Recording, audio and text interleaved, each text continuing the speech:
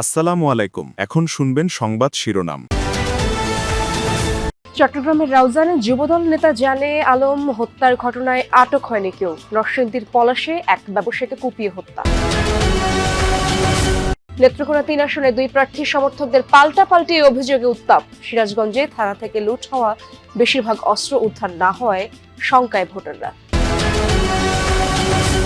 উৎসবমুখর পরিবেশে জগন্নাথ বিশ্ববিদ্যালয়ে চলছে কেন্দ্রীয় শিক্ষার্থী সংসদ নির্বাচন। কঠোর নিরাপত্তায় প্রথমবার ভোট দিয়ে ছাত্রছাত্রীদের উচ্ছ্বাস। দেশের উত্তর ও দক্ষিণ পশ্চিমাঞ্চলে হাড় কাঁপানো শীত। মৌসুমের সর্বনিম্ন তাপমাত্রা রেকর্ড রাজশাহীতে ৭ ডিগ্রি সেলসিয়াস। আসসালামু আলাইকুম। এতক্ষণ শুনছিলেন সংবাদ শিরোনাম, এখন শুনবেন বিস্তারিত। চট্টগ্রামের রাউজানে যুবদল নেতাকে গুলি করে হত্যার ঘটনায় মামলা হয়নি এখনো, আটকও হয়নি কেউ। মরদেহ চট্টগ্রাম মেডিকেলের মর্গে রাখা হয়েছে। ময়নাতদন্তের পর স্বজনদের কাছে হস্তান্তর জানে আলমের মরদেহ।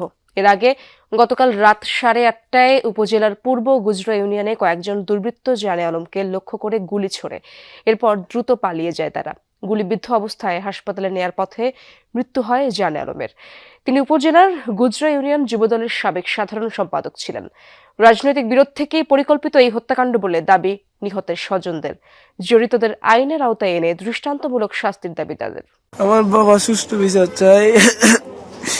আমার বাবাকে ষড়যন্ত্র করে মারা হয়েছে রাজনৈতিক ইস্যু নিয়ে। আমরা চাই রাউজানের পুলিশ প্রশাসন ও জনগণের কাছে একটা সুষ্ঠু বিচার। হত্যাকাণ্ডটা হয়েছে একেবারে বুকে গুলি করা হয়েছে তাকে, এবং গুলি করে তাকে ঘটনাস্থলে তার মৃত্যু নিশ্চিত করা হয়েছে। যদিও বা হাসপাতালে নিয়ে যাওয়ার পর কর্তব্যরত চিকিৎসকরা মৃত ঘোষণা করেছেন, কিন্তু যে হত্যাকাণ্ডটা হয়েছে এটাতে এখনো কাউকে শনাক্ত, চিহ্নিত বা আটক করা সম্ভব হয়নি। মরদেহ মর্গে আছে এবং সেটা এখন যেটা ময়না তদন্ত তার জন্য নিয়ে যাওয়া হবে। এবং এই ঘটনার বিষয়ে যখন আমরা জানতে চেয়েছি, সার্কেল এসপি যিনি আছেন তিনি আমাদেরকে বলেছেন তারা সর্বোচ্চ চেষ্টা করছেন এবং অগ্রাধিকার দিচ্ছেন এই হত্যাকাণ্ডের মোটিভ কি, কেন হয়েছে সেটি বের করার জন্য। পাশাপাশি বেশ কয়েকটা ইস্যু এখানে উঠে আসছে, রাজনৈতিক বিরোধ, ব্যবসায়িক দ্বন্দ্ব, এমন কিছু বিষয়ে এই হত্যাকাণ্ড হতে পারে বলে। নরসিংদীর পলাশে এক ব্যবসায়ীকে কুপিয়ে হত্যা করা হয়েছে। গতরাতে উপজেলার চরসিন্দুর বাজারে দুর্বৃত্তদের অতর্কিত হামলায় নিহত হন মুদি দোকানদার মণি চক্রবর্তী। তিনি পার্শ্ববর্তী শিবপুরের সাধারচর ইউনিয়নের বাসিন্দা ছিলেন। পুলিশ ও স্থানীয়রা জানায় রাতে দোকান বন্ধ করে বাড়ি ফেরার পথে হামলার শিকার হন ওই ব্যবসায়ী। পরে স্থানীয়রা আহত অবস্থায় উদ্ধার করে পলাশ উপজেলা স্বাস্থ্য কমপ্লেক্সে নিয়ে গেলে চিকিৎসক তাকে মৃত ঘোষণা করে।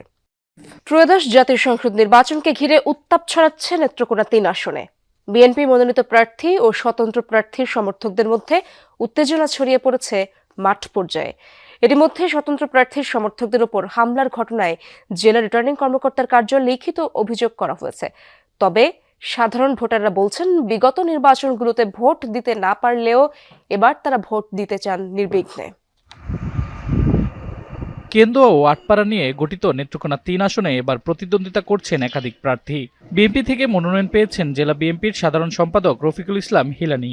তবে তার প্রতিদ্বন্দ্বী একই দলের স্বতন্ত্র প্রার্থী হিসেবে নির্বাচনের ঘোষণা দিয়েছেন দেলোয়ার হোসেন ভুইয়া দুলাল। এরই মধ্যে বিএনপি প্রার্থী সমর্থকদের বিরুদ্ধে হামলা ও প্রাণনাশের হুমকির অভিযোগ তোলেন স্বতন্ত্র প্রার্থীর সমর্থকরা। বিষয়টি নিয়ে রিটার্নিং কর্মকর্তার কাছে লিখিত অভিযোগও দেয়া হয়েছে। এই যে এখানে উশৃঙ্খল অবস্থা সৃষ্টি করছে এবং টেট দিছে, এক ঘটনা আমাকে সহ এবং ওনাকে সহ টেট দিছে যে হিলালি সাহেব এমপি হওয়ার জন্য। জগন্নাথ বিশ্ববিদ্যালয় কেন্দ্রীয় শিক্ষার্থী সংসদ নির্বাচনের ভোট গ্রহণ চলছে। সকাল 9টায় শুরু হওয়া ভোটাভুটি চলবে বিকেল 3টা পর্যন্ত। সকালে কঠোর নজরদারির মধ্য দিয়ে ক্যাম্পাসে প্রবেশ করেন শিক্ষক, কর্মকর্তা, কর্মচারীরা। বেলা গড়ানোর সাথে সাথে বাড়ছে ভোটার উপস্থিতিও। প্রথমবার ভোট দিতে পেরে উচ্ছ্বসিত শিক্ষার্থীরা। সার্বিক নিরাপত্তায় তারা সন্তোষ প্রকাশ করেন। বিশ্ববিদ্যালয়ের কেন্দ্রীয় সংসদের 21টি পদে 157 জন, একমাত্র ছাত্রী হলের সংসদের 13টি পদে 33 জন সহ মোট 34টি পদের বিপরীতে 190 জন লড়ছেন। নির্বাচনে মোট ভোটার 16,665 জন। মোট 4টি প্যানেলে প্রার্থীরা অংশ নিচ্ছেন। এছাড়া স্বতন্ত্রভাবেও নির্বাচনে বেশ কয়েকজন প্রার্থী অংশ নিয়েছেন। নির্বাচনে ভিপি পদে লড়ছেন 12 জন, জিএস পদে 9 জন এবং এজিএস পদে লড়ছেন 8 জন প্রার্থী। আমাদের যোগ্য নির্বাচন হলো, এটা হচ্ছে আমাদের ছাত্রছাত্রীদের অধিকার আন্দোলনের অধিকার আদায়ের একটা প্ল্যাটফর্ম। যাই হোক, আমরা খুবই খুশি। আজকে ভোটের সুযোগ পেয়ে আমরা খুবই এক্সাইটেড। অবশেষে যে আমাদের যোগসু এসেছে, আমি যে আজকে ভোট দিতে যাইতে পারতেছি জীবনে প্রথমবার, এটাই অনেক বড়। এদিকে যোগসু নির্বাচনের সকালে জগন্নাথ বিশ্ববিদ্যালয়ের কর্মকর্তা পরিচয়ে ভেতরে প্রবেশ করতে চেয়েছিলেন এক ব্যক্তি, তবে প্রবেশের সময় আইডি কার্ড দেখাতে না পারায় তাকে ধাওয়া দেয় শিক্ষার্থীরা। মারধরের পর তাকে পুলিশের কাছে সোপর্দ করা হয়। কি পরিমাণ ভোট পড়েছে সেটি আপাতত জানার সুযোগ নেই, কেননা কেন্দ্রীয়ভাবে সেটি গণনা করা একটু কঠিন, কেননা একটু আলাদা আলাদা ব্যালটে সেই ভোটগুলো ব্যালট বাক্সে পড়ছে। তবে যে তালিকাটি সবাই নিয়ন্ত্রণ করছেন সেই তালিকা অনুযায়ী হয়তো একটা নির্দিষ্ট বুথের হিসেব পাওয়া যাবে, কিন্তু সেটি আসলে কেন্দ্রীয়ভাবে জানাটা বেশ খানিকটা দুরূহ। সেই ব্যাপারে কমিশনের সদস্য যারা, তাদের সঙ্গে কথা বলার চেষ্টা করেছিলাম, তারাও খুব সদুত্তর দিতে পারেননি, বরং তারা সারা দেশেই বেড়েছে শীতের দাপট, কুয়াশা আর হিম বাতাসে স্থবির জনজীবন। আজ সর্বনিম্ন তাপমাত্রা রেকর্ড করা হয়েছে রাজশাহীতে 7 ডিগ্রি সেলসিয়াস, যা এই মৌসুমের সর্বনিম্ন। হিমেল হাওয়ায় বিভিন্ন অঞ্চলে ক্রমেই কমছে তাপমাত্রা। কুয়াশার চাদরে ঢাকা চারপাশ। প্রয়োজন ছাড়া কেউ ঘর থেকে বের হচ্ছেন না। ভোগান্তি বেড়েছে ছিন্নমূল ও খেটে খাওয়া মানুষের। কমেছে আয় রোজগার। দরিদ্র মানুষের মাঝে শীতবস্ত্র বিতরণ হলেও তা প্রয়োজনের তুলনায় অপ্রতুল। ঘন কুয়াশায় নৌ রুটগুলোতে বিঘ্ন ঘটে ফেরি পারাপারে। শীতের সাথে পাল্লা দিয়ে বাড়ছে ঠান্ডাজনিত রোগ ব্যাধিও। প্রতিদিনই নতুন নতুন রোগী ভর্তি হচ্ছে হাসপাতালগুলোয়।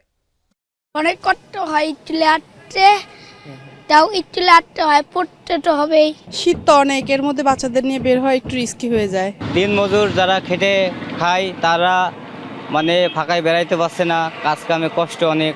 বেলা বাড়ার সাথে সাথে দুপুরের দিকে সূর্যের দেখা কিছুটা মিললেও শীতের তীব্রতা কিন্তু অনেক বেশি, কারণ ঠান্ডা কনকনে যে বাতাস, সেই বাতাস কিন্তু কমছে না, এবং সেই বাতাসটাই আসলে শীতের যে তীব্রতা সেটি অনেকটাই বাড়াচ্ছে। এবং আবহাওয়া অফিসের সাথে আমি কথা বলেছি, আবহাওয়া অফিস যেমনটি বলেছে যে এই ঠান্ডা আরও দিন থাকবে, এবং আজকে আপনি বলছিলেন যে 7.0 ডিগ্রি সেলসিয়াস যে তাপমাত্রা, এবং আজকে বাতাসের সর্বোচ্চ যে 100% কিন্তু ছিল। আমি সকাল থেকে যেমনটি দেখছি যে সকালবেলায় প্রচণ্ড ঠান্ডা, এবং বেলা 11টার দিকে আসলে সূর্যের দেখা কিছুটা মিললেও পরবর্তীতে সূর্য থাকছে এবং থাকছে না, এবং এখন সূর্যের দেখা কিছুটা মিলেছে, তবে ঠান্ডা বাতাস এবং কনকনে যে শীত সেটি কিন্তু রয়েছে।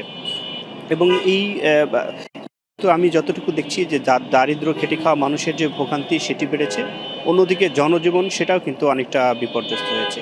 দিনমজুররা যেমন যারা রয়েছে রাজশাহী শহরে, এবং অটো চালক, রিক্সা চালক সহ শ্রমজীবী মানুষ সকলেই বাইরে বের হচ্ছেন, তবে সকালে এবং বিকেলের পরে মানুষজন না থাকায় তাদের যে আয়